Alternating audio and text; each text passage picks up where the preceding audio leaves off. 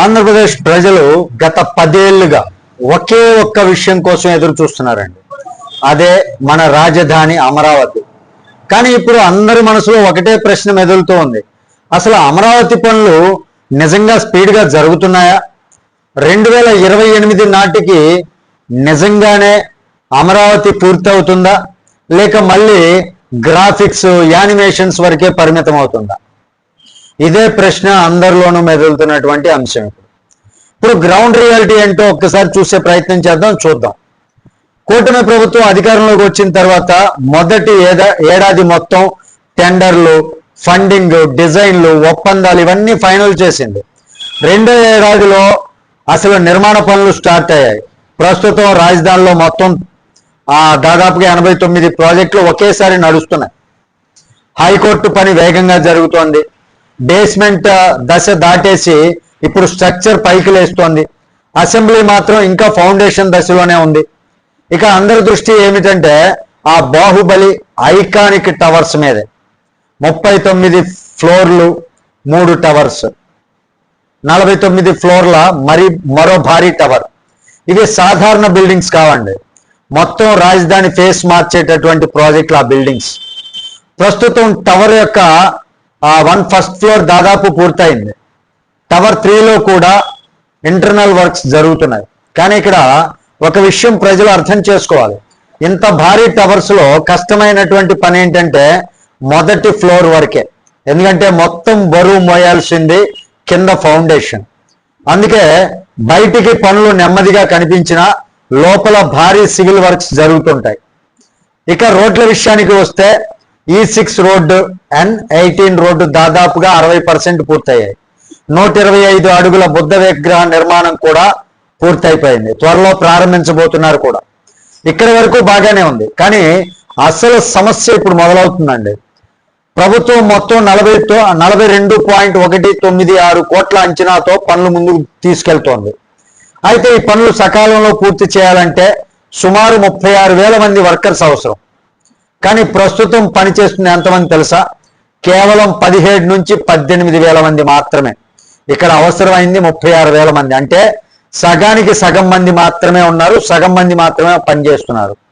అంటే దాదాపు ఇక్కడ పూర్తవుతుందా అంటే చూడాల్సినటువంటి అంశం. దీనికి ప్రధానమైనటువంటి కారణం ఏంటి? ఒకటి ఎండలు, ఇంకోటి డబ్బుల సమస్య. ప్రభుత్వం మెయిన్ కాంట్రాక్టర్లకు డబ్బు ఇస్తోంది. కానీ పెద్ద పెద్ద కంపెనీలు L&T అండ్ NCC, మేఘా లాంటి సంస్థలు సబ్ కాంట్రాక్టర్లకు టైంకి చెల్లింపులు చేయట్లేదు అనేటటువంటి ఆరోపణలు వస్తున్నాయి. దీంతో చిన్న కాంట్రాక్టర్లు, వర్కర్లు ఇబ్బందులు పడుతున్నారు. కొంతమంది అయితే బిల్లులు క్లియర్ చేయడానికి కమిషన్లు, లంచాలు అడుగుతున్నారు. ఇది కూడా ఆరోపిస్తున్నారండి, ఇలా అడుగుతున్నారు అన్నట్లుగా. ఒకవేళ ఇది నిజమైతే చాలా సీరియస్ విషయం అవుతుంది అనమాట. ఎందుకంటే రాజధాని నిర్మాణం అంటే కేవలం కాంక్రీట్ కాదు, ప్రజల యొక్క భవిష్యత్తు. ఇంకో పెద్ద సమస్య ఏంటంటే ఇప్పుడు ఎండలు, ఇంకొన్ని రోజుల్లో వర్షాకాలం. వర్షాలు మొదలైతే కనీసం 2 నెలలు భారీగా పనులు ఆగిపోతుంటాయి. అంటే ప్రభుత్వం అనుకున్నటువంటి టార్గెట్ కంటే ప్రస్తుతం కనీసం 20% స్లోగా పనులు జరుగుతున్నాయనేది గ్రౌండ్ రియాలిటీ చెప్తోంది. ఇప్పుడు అసలు ప్రశ్న ఏమొస్తుందంటే, ఇలా అయితే ఇంత స్లోగా జరుగుతూ ఉంటే 2028 నాటికి నిజంగానే పూర్తి స్థాయి రాజధాని తయారవుతుందా?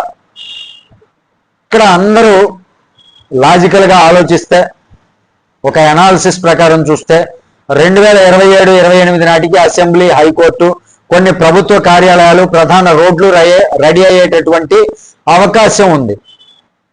కానీ నిజంగా full fledged capital city feeling మాత్రం 2030 తర్వాతే రావచ్చు. ఎందుకంటే రాజధాని అంటే కేవలం బిల్డింగ్స్ కాదని ఇంతకుముందే చెప్పుకున్నాం. జనం రావాలి, కంపెనీలు రావాలి, ఉద్యోగాలు రావాలి, కాలేజీలు, హాస్పిటల్స్, కమర్షియల్ యాక్టివిటీ రావాలి. అయితే ఒక విషయం మాత్రం వాస్తవం అండి. అమరావతి ప్రజలకు ఇప్పుడు ఇది కేవలం ఒక ప్రాజెక్ట్ కాదు, ఎమోషన్. గత 5 ఏళ్లలో జరిగినటువంటి నష్టాన్ని చూసిన తర్వాత ఎవరు అధికారంలోకి వచ్చినా రాజధాని మళ్ళీ మార్చలేని స్థాయిలో అమరావతి నిలబడాలి అనేది ప్రజల యొక్క కోరిక. అందుకే ఇప్పుడు ప్రభుత్వం కూడా మాటల కంటే, గ్రాఫిక్స్ కంటే గ్రౌండ్లో ఫలితాలు చూపించాల్సినటువంటి సమయం వచ్చింది. మరి దీనిపై మీ అభిప్రాయం ఏంటి? 2028 నాటికి అమరావతి పూర్తి స్థాయి రాజధానిగా మారుతుందా, లేక ఇంకా ఎక్కువ సమయం పడుతుందా? కామెంట్ రూపంలో తప్పకుండా తెలియజేయండి. వీడియో మీకు నచ్చితే ఖచ్చితంగా లైక్ చేయండి, ఛానల్కి సబ్స్క్రైబ్ చేసుకున్నాను కొంచెం సపోర్ట్ చేయండి. తర్వాత వీడియోతో మీ ముందుకు వస్తాను. అప్పటి వరకు సెలవు. జై హింద్.